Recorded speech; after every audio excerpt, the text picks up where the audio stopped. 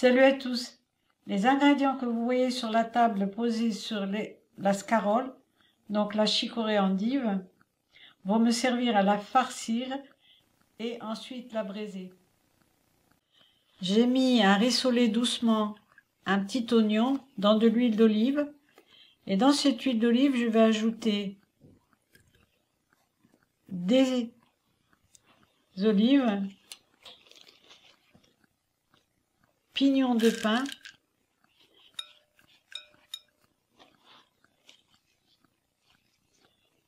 chapelure,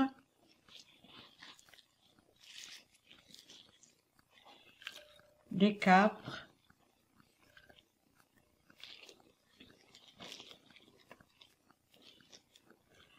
alors ici j'ai mis simplement des petits raisins que j'avais congelés, mais dans la recette originale on prévoit du raisin sec. Pour la chapelure, pour donner encore plus de saveur à mon plat, j'ai pris une tartine que j'ai fait griller et je l'ai réduit en poudre cosy, comme ça, tout simplement. On peut même garder des morceaux un peu plus grands, hein, comme ceci, simplement faire avec les mains.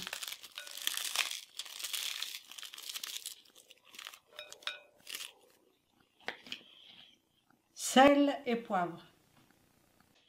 J'ai mis sur le feu juste quelques minutes pour que les saveurs se mélangent. Et maintenant, je vais farcir mon mascarole. Je vais mettre un peu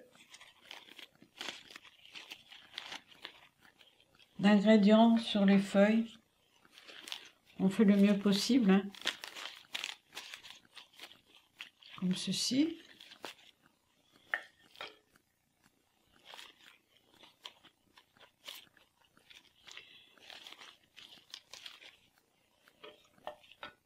Alors ici, j'ai fait une petite scarole pour une personne en fait, hein.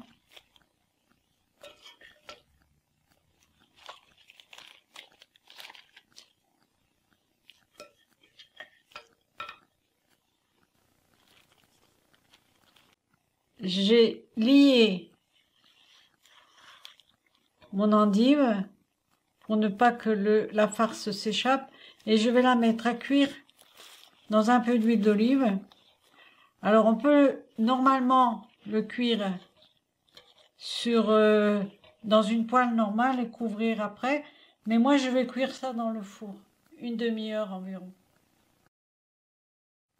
Au besoin, durant la cuisson, ajoutez un peu d'eau. On peut réaliser la même recette avec l'endive frisée, un vrai régal, mais plus amer. Voici comment se présente la scarole au bout de 20 minutes environ. Bon, elle a perdu un peu d'olive, ça montre que j'ai pas été assez brave pour lier les ingrédients à l'intérieur. On va voir un peu plus tard. Voici le résultat. On peut avoir une croûte si on laisse cuire un peu plus longtemps. C'est vraiment un plat délicieux. On peut manger ça en entrée ou comme plat, par exemple, le soir avec une tartine. Voilà.